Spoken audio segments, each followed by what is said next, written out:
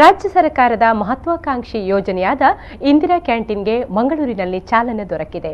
ಸಚಿವ ಯುಟಿ ಖಾದರ್ ಅವರು ರಿಬ್ಬನ್ ಕತ್ತರಿಸುವ ಮೂಲಕ ಚಾಲನೆ ನೀಡಿದರು. ಈ ವೇಳೆ ಮಾತನಾಡಿದ ಅವರು, ಅತ್ಯುತ್ತಮ ಪ್ರದೇಶದಲ್ಲಿ ಇಂದಿರಾ ಕ್ಯಾಂಟೀನ್ ಆರಂಭಿಸಲಾಗಿದೆ.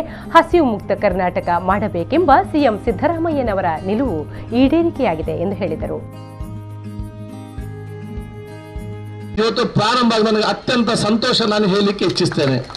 ಈ ಸ್ಥಳವನ್ನು ಆಯ್ಕೆ ಮಾಡಿದಂತಹ ಶಾಸಕರಿರಲಿ, ಮೇಯರ್ ಅವರಿರಲಿ, ಎಲ್ಲರಿಗೂ ನನ್ನ ಅಭಿನಂದನೆ. ಯಾಕಂತ ಹೇಳಿದ್ರೆ, ಯಾವ ಕನಸನ್ನು ಮಾನ್ಯ ಮುಖ್ಯಮಂತ್ರಿಗೆ ಇಟ್ಟುಕೊಂಡು ಅದನ್ನು ಸ್ಥಾಪನೆ ಮಾಡಬೇಕಂತ ಹೇಳಿದಾರ, ಅದೇ ಇವತ್ತು ಪ್ರದೇಶದಲ್ಲಿ ಇವತ್ತು ಆಗಿದೆ. ಯಾಕೆ ನೀವು ಬೆಳಿಗ್ಗೆ ಏನಾದ್ರು ಇಲ್ಲಿ 8 ಗಂಟೆಗೆ ಇಲ್ಲಿ ಬಂದರೆ ಕೂಲಿ ಕೆಲಸಗಾರರು, ಇನ್ನಿತರು ಎಲ್ಲರೂ ಕೂಡ ಇಲ್ಲಿ ಬಂದು ನಿಲ್ಲುವಂಥ ವ್ಯವಸ್ಥೆ.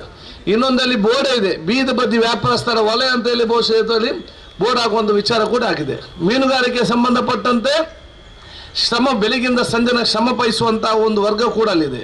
ಬಹುಶಃ ಇವತ್ತು ಮಾರ್ಕೆಟ್ ಪ್ಲೇಸ್ ಅಲ್ಲಿ ಯಾರು ಬೆಳಿಗ್ಗೆ ಬಂದು 4 ಗಂಟೆಗೆ ಬಂದು ಆ ಲೋಡನ್ನು ಲೋಡಿಂಗ್ ಮಾಡಿಕೊಂಡು ಶ್ರಮಜೀವಿಗಳು ಕೂಡ ಜೀವಿಸ್ತದೆ. ಇನ್ನು ಜಿಲ್ಲಾ ಉಸ್ತುವಾರಿ ಸಚಿವ ರಮಾನಾಥ ರೈ ಅವರು ಮಾತನಾಡಿ, ರಾಜ್ಯ ಸರ್ಕಾರದ ಉತ್ತಮ ಯೋಜನೆ ಇದಾಗಿದೆ ಎಂದು ಹೇಳಿದರು.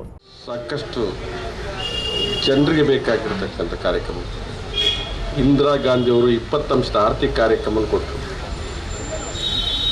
ಅಲ್ಲಿವರೆಗೆ ಈ ದೇಶದಲ್ಲಿ ಸ್ವಾತಂತ್ರ್ಯ ಬಂದ ನಂತರ ಪ್ರಜಾಪ್ರಭುತ್ವ ವ್ಯವಸ್ಥೆ ಅಡಿಯಲ್ಲಿ ಬಡವನು ಬಡವನೇ ಆಗಿದ್ದ, ಶ್ರೀಮಂತನಾಗಿದ್ದ, ಭೂಮಾಲಕನಾಗಿದ್ದ, ಗೇಣಿದಾರನಾಗಿದ್ದ, ಕೂಲಿ ಕಾರ್ಮಿಕನಾಗಿ ಕಷ್ಟಪಡ್ತಕ್ಕಂಥದ್ದಿತ್ತು.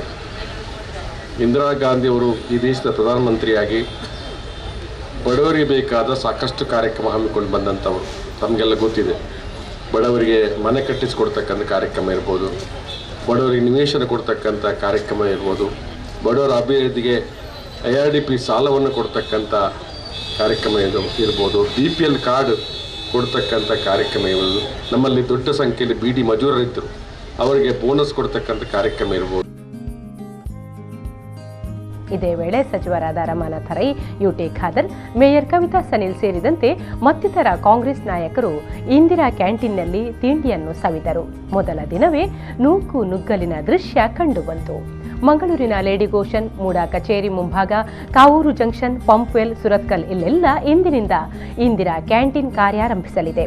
ದಿನಂಪ್ರತಿ 500 ಮಂದಿಗೆ ಊಟ ತಿಂಡಿ ವಿತರಣೆ ನಡೆಯಲಿದೆ.